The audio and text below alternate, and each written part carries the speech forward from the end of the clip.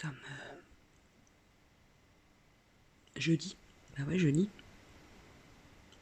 Il est 4h18. Voilà. J'ai pris mon petit déjeuner.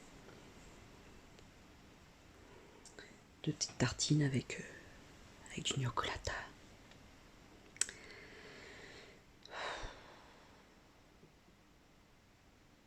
J'en ai marre de me réveiller la nuit. J'en ai marre. Hier, j'ai quitté le boulot un peu plus tôt parce que j'avais une migraine. Ça fait très longtemps que j'en ai pas eu. Alors je sais pas, ça devait être hormonal ou je sais pas quoi. Et du coup je suis revenue 1 heure plus tôt, 1 heure et quart plus tôt du boulot. J'ai été promener mon chien. Je suis revenue chez moi et je me suis couchée vers 15h. 15h15, je crois, un truc comme ça. Ou 15h30, je sais plus. J'ai dormi 2h30. À 2h30, 3h, je me suis réveillée à 18h30. C'est mon mec qui m'a réveillée. Donc cette heure matinale, pour le coup, peut s'expliquer. Enfin, de réveil matinal peut s'expliquer. Mais je suis quand même un petit peu fatiguée. Que je n'ai pas fait beaucoup d'insomnie cette semaine. Je crois. Ouais, je crois que j'ai pas... Ça a été. Tant mieux. La semaine n'est pas terminée.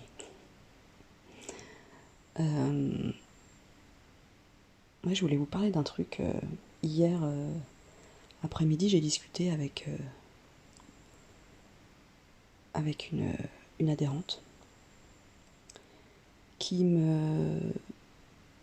On parlait de la Saint-Valentin, je sais pas quoi, enfin bon, bref, on parlait du couple et tout ça. Et elle me disait qu'elle avait été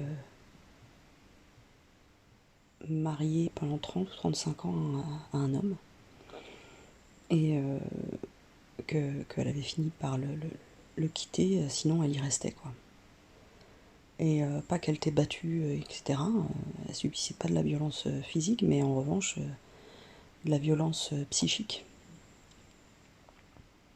Parce que c'était quelqu'un de malade, et il avait beaucoup d'addictions et des maladies mentales, en fait. Et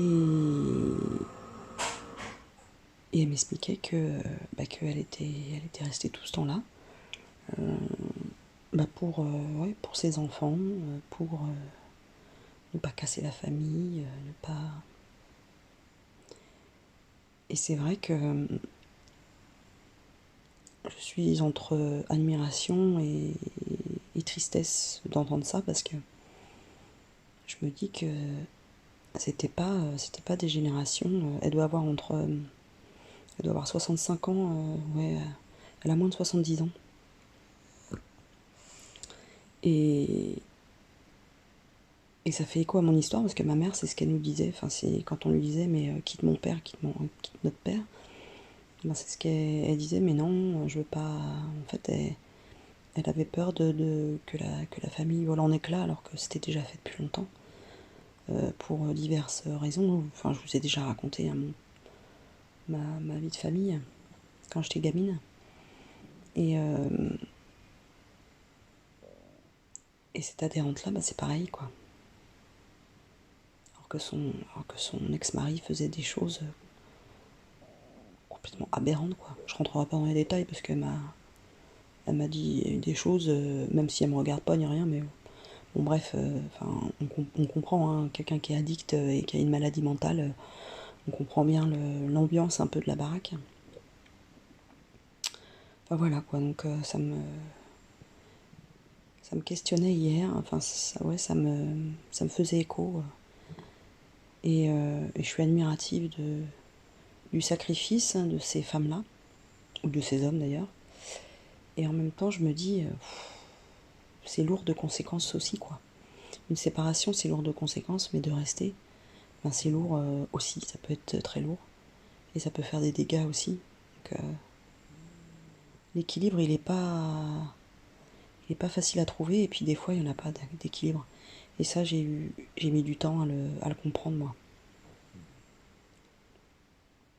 Que des fois, bah, la vie, pendant des années, bah, elle est merdique. Il n'y a pas d'équilibre et que il y a des choses qui mettent du temps à se résoudre. Voilà. Au revoir. Après, forcément, t'as des choses que tu...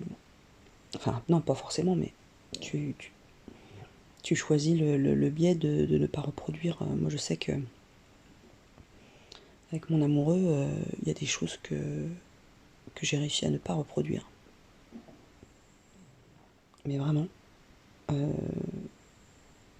fait par exemple, de ne pas se brailler dessus. J'ai horreur de ça. Je ne supporte pas qu'on me braille dessus, qu'on me crie dessus, qu'on s'engueule ou qu'on élève la voix entre nous. Pour moi, c'est pas du tout la conception de gens qui s'aiment en fait.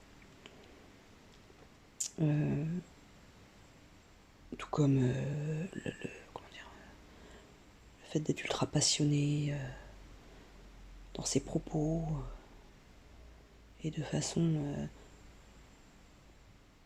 vous voyez, par exemple, être ultra jaloux, surveiller l'autre. C'est pas ma came, du tout, du tout, du tout. Moi, j'aime l'amour quand il est doux, compréhensif et à l'écoute, quoi.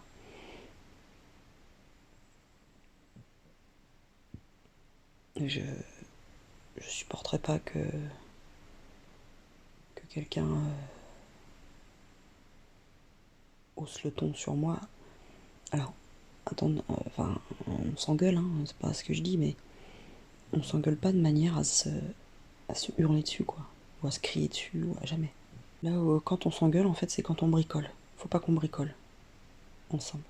Là, ça part en cacahuète. En fait, et là, en fait, où on a reproduit, où j'ai l'impression que j'ai reproduit, c'est sur le schéma de couple un peu traditionnel dans son organisation. Je fais la cuisine, il fait le jardin. Mes parents, c'était ça, hein, jardin. Euh, je m'occupe beaucoup de la maison, beaucoup. Mon amoureux, c'est exceptionnel, qui s'occupe de la maison. Enfin, voilà. Donc, et ça, des fois, j'aimerais bien que ça change. Ça change, hein, ça change, c'est en train de changer, mais ça met du temps. En parlant de place et de... j'ai été... j'en parle pas beaucoup dans mes vlogs, ou peut-être que je devrais plus en parler, mais j'ai été très très touchée par les témoignages de femmes victimes de violences sexuelles.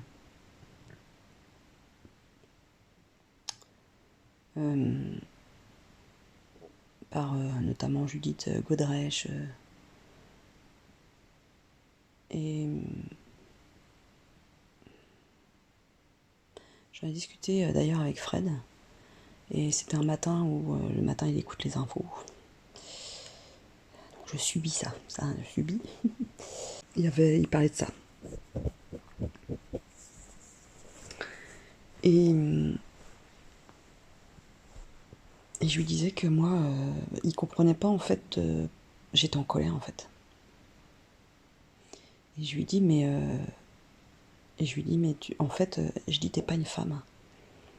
Je dis il faut être une femme pour, je pense, pour ressentir ce qu'on ressent et ce que les nôtres subissent depuis trop, trop, trop, trop longtemps. Et j'étais hyper en colère et hyper triste de ce qu'on fait, de ce qu'on nous fait subir. Et j'en peux plus, quoi. C'est plus possible. Et pour le coup, je disais à Fred, mais je comprends je comprends pourquoi on devient une féministe extrême. Alors je sais pas trop ce que ça veut, ce que je mets derrière, mais je comprends en fait qu'on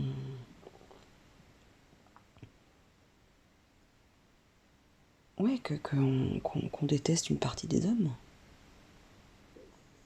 parce que c'est pas glorieux quoi. C'est loin d'être glorieux quand même. Franchement quoi, il y en a marre. Il y en a vraiment marre. C'est plus que marre quoi. Il va falloir des sanctions déjà. Et puis il y a un truc qui cloche dans l'éducation quoi. Alors ce que je me dis, c'est que là où c'est peut-être un petit peu positif, c'est que c'est les hommes dont on parle sont des hommes de plus de 60 ans, quoi. Donc je me dis que peut-être que ça s'est atténué avec les années et l'éducation, qui est différente de nos jours, où l'éducation qui est différente ces 30 dernières années, 40 dernières années, et qu'on peut espérer avoir des hommes mieux constitués, qui arrivent à trouver leur place, qui n'ont pas de déviance sexuelle irrépressible et non contrôlée. Parce qu'on peut avoir, moi je suis pas contre les gens qui ont des déviances sexuelles, c'est pas, le propos il est pas là, chacun fait ce qu'il veut dans l'intimité si c'est consenti, si les partenaires sont ok, s'ils prennent du plaisir, on s'en fout de ça, je veux dire. Là où c'est grave, c'est qu'il y a des gens, il y a des humains, il y a des hommes qui ne mettent pas, qui n'ont pas de limite, quoi.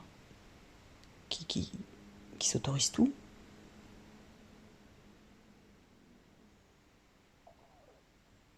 Et je disais à Fred, par extension, j'ai dit le cinéma c'est fait pour nous faire rêver. Et ben, même ça on nous l'enlève en fait. Même ça on n'y a pas droit. Même là, la femme, elle se place, on la place en victime, on la place en objet, on la place en petite fille sur laquelle on fait des saloperies, quoi. Faut arrêter, franchement. C'est triste, quoi. Enfin, c'est triste, c'est triste, c'est violent, c'est.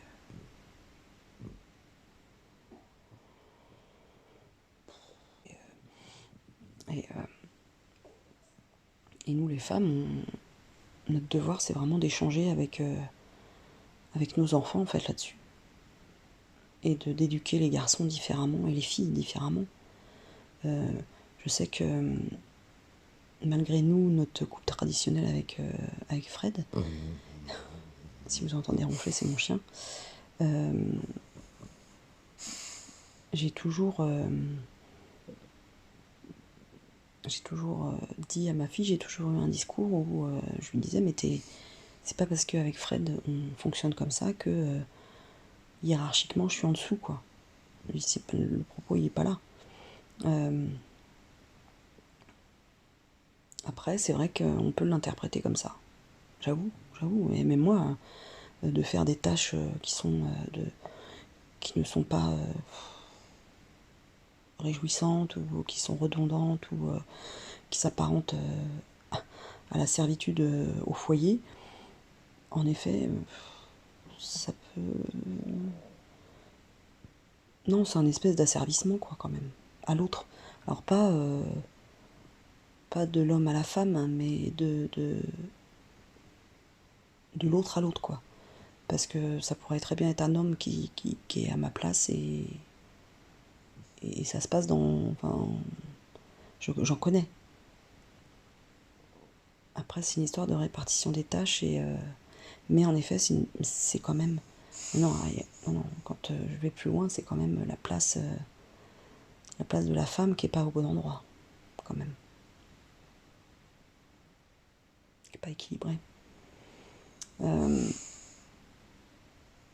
Donc, on a souvent parlé avec Madilou, et Et je lui ai souvent rabâché ça, comme quoi la femme était l'égale de l'homme et qu'on n'était pas obligé de fonctionner comme moi je fonctionnais avec mon mec ou que ma mère fonctionnait avec mon père, quoi. Pas du tout. Et je pense qu'elle l'a bien intégré, je crois. Je crois, mais je pense qu'il ne faut pas lâcher. Enfin, il faut toujours avoir des discussions. Moi, ma fille, elle a 19 ans passés et on a des discussions sur les hommes, les femmes, etc. Je rentrerai pas dans le détail, mais et c'est super important en fait. Et je pense qu'on ne discute pas assez avec les garçons. On a tendance plus peut-être à discuter avec les filles. La communication auprès des hommes et qui s'adressent à eux, je trouve que peut-être qu'elle n'est pas assez, elle n'est pas suffisante. Et ça va être sur des petites choses du quotidien en fait. Ça va être des réflexions dès qu'ils sont tout petits. Ah, il se comporte comme ça, ah oui, parce que c'est un garçon. Ah, elle se comporte comme ça parce que c'est une fille. Ah, elle fait que de pigner, c'est une fille. Oh, lui, il est fort, c'est un garçon. Alors peut-être que ça a changé, mais pas. Enfin, en tout cas, il y a des. Il y a,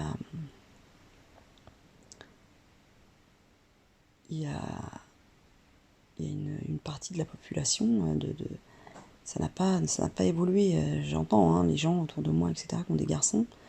Et par exemple, quand j'entends des mères, par exemple, dire mon fils, comme un trophée, quoi. Déjà, ça part de là, quoi. Mon fils, comme si leur fils était leur mari, quoi. Il y a une espèce de truc bizarroïde qui s'installe, une place que prend le petit garçon. Il prend rapidement, dans certaines familles, la place du père. Et alors que le père est là, hein, mais peut-être pas assez présent. Et c'est sur le fils qu'on met des intentions de responsabilité ou d'enfant un peu roi qui peut induire des, des choses, hein, une hiérarchie de l'homme envers la femme, par exemple. Je pense que il y a une partie, c'est ça, c'est de ne pas voir les petits garçons comme ils devraient être vus, c'est-à-dire comme des enfants, point barre, et non genrés en fait. On a tendance à trop genrer les enfants. Une fille, il faut qu'elle soit plus pudique, il faut qu'elle fasse attention, il faut qu'elle soit douce, faut pas qu'elle s'écorche les genoux, elle a une petite garde-robe sympathique, faut pas qu'elle se tâche. Et ça, je le vois bien, hein, sur les réseaux. Des fois, c'est catastrophique, quoi. Et les petites couecouettes, et les petites ceci. C'est pas des poupées. Si les mamans ou les papas ils veulent jouer à la poupée, ben ils veulent faire des coiffures, ben, ils s'achètent une tête de coiffeur et puis ils s'entraînent. Ou ils s'achètent des poupons pour. Quand je vois voilà, des poupons étriqués dans des espèces de tenues qui sont pas du tout adaptées à un nouveau-né, par exemple, bah, ça commence par là, la contrainte. La contrainte et les obligations. Et, et le fait d'avoir des traditions qui font que. J'ai horreur des traditions, je vous l'ai déjà dit, j'ai horreur de ça. Les traditions, ça tue les individus. En fait, les traditions, ouais, c'est bien pour une communauté, c'est bien pour une famille, ouais, c'est super. Il y a plein d'avantages, tu te reconnais, tu as des codes, tu te reconnais entre gens de cette communauté. Mais pour les individus, c'est juste terrible. Ça peut être terrible parce que ça nous permet, ça ralentit fortement l'expression des individualités, des, euh, des qualités, des compétences individuelles, des traits de caractère qui sont propres à cet humain ou à celui-là. et qui sont pas propres à le fait d'être une femme ou le fait d'être un homme. Ça n'a rien à voir. Ces gens-là se trompent en fait, vraiment. Laissons les enfants s'exprimer comme ils ont envie de s'exprimer et ne les contraignons pas dès le départ. Vraiment, c'est... De toute façon, les enfants, plus c'est libre, plus c'est libre et plus c'est, comment dire, et plus on les rassure quand ils sont petits. Plus ça fait des êtres curieux et libres dans leur tête, quoi. Et autonomes.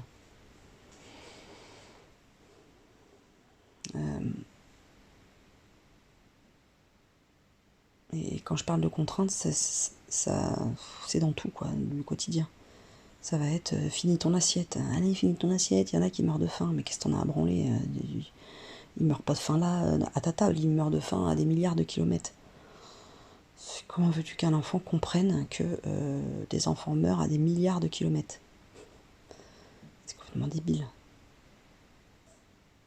L'enfant n'a plus faim, il a plus faim, basta. T'as qu'à moins le servir, t'as qu'à lui servir une cuillère, et puis il mangera tout. Et puis tu le resserres si il a encore faim. C'est à toi l'adulte hein, de prendre tes responsabilités, c'est pas à l'enfant. Donc il y a ça. Il y a le fait de la contrainte des habits. Comme je vous le disais tout à l'heure, une petite fille en robe, avec ses petites couecouettes. Arrêtons quoi. Arrêtons, c'est pas des mannequins, c'est pas des top modèles quoi, les enfants. Alors les habiller parce qu'il y a un repas de famille, etc. Machin, ou c'est dimanche, mais laissons les individus s'exprimer et pas le fait qu'ils soient dans une belle robe ou dans un beau pantalon avec une petite chemise. Vous voyez ce que je veux dire? Enfin, il y a plein de trucs comme ça qui font qu'on met les enfants à une place.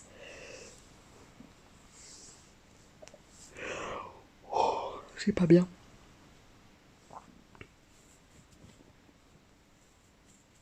Ou de dire ah ouais les filles, enfin moi je laisse sortir mes garçons parce que ça craint moins que les filles.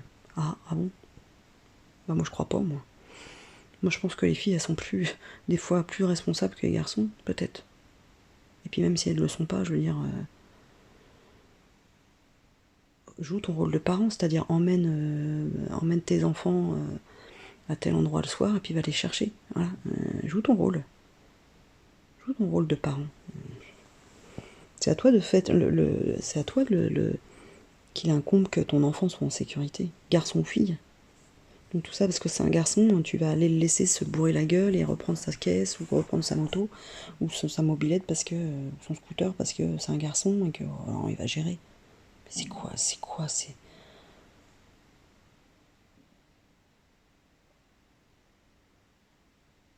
non, c'est pas possible.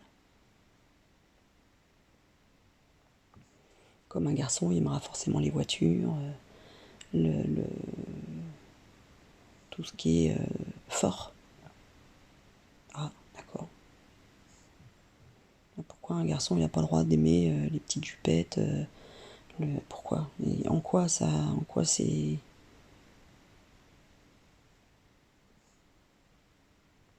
gênant qu'il aime les Barbies, les poupons et faire la cuisine? Je veux dire, tous les chefs cuistots sont, enfin en tout cas on communique plus là-dessus, sont des hommes. Donc, enfin, dès qu'il s'agit de pouvoir, de toute façon, on met l'homme avant la femme systématiquement. Donc, pareil pour les fonctions de scientifiques ou de les filières matheuses, etc. On va avoir du mal à donner envie à des filles d'aller dans les filières scientifiques, alors que c'est prouvé que les filles sont bien meilleures. Il y avait une grande étude faite là-dessus, une grande statistique où les filles n'étaient pas mises à la juste place à l'école et qu'on les et qu'on ne les encourageait pas à faire des matières scientifiques.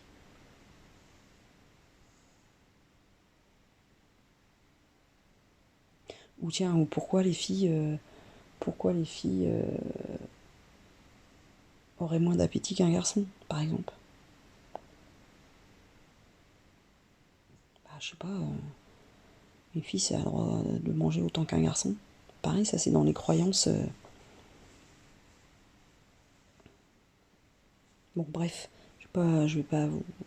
Enfin, c'est en même temps complexe hein, et à la fois il y a plein de choses très très simples à mettre en place pour que les filles ne subissent plus de la violence. Et j'irais même au-delà, que les enfants ne subissent pas de la violence. Et qu'on les laisse à leur place d'enfants. Qu'on arrête de les sexualiser à tout va déjà d'une, de les genrer à tout va. Laissons-les jouer. Voilà. Laissons-les jouer. Les enfants, très rapidement, ne jouent plus. À 8 ans, ça y est, ils jouent plus, vous vous rendez compte? Moi, j'ai joué au Playmobil jusqu'à 15 ans. Alors, je dis pas que c'était mieux avant. Néanmoins, sur le jeu, sur la place du jeu en famille, alors moi, je jouais pas en famille, hein. Mes parents n'ont jamais joué avec nous.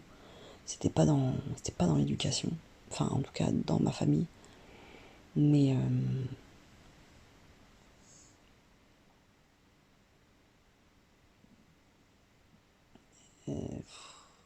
moi, à mon époque, les parents ne jouaient pas avec nous. Donc du coup, il pouvait avoir un manque de.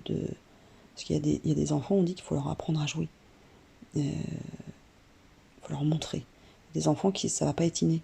Et du coup, bah, quand tes parents n'aiment pas les jeux, n'aiment pas. Eh ben, t'es bien dans la mouise. Et maintenant, on remplace les jeux, on a remplacé les jeux et tout ça, l'investissement par le jeu, par les jeux de société, etc., par les jeux de construction, par les portables et les écrans. Et on pense que. Alors je fais des généralités, mais je sais qu'il y en a qui font pas, hein, mais on pense que ça va faire des bons humains, que ça va. Voilà, ça joue le rôle de nounou déjà. Alors qu'on sait pertinemment bien les dégâts que ça produit sur le cerveau.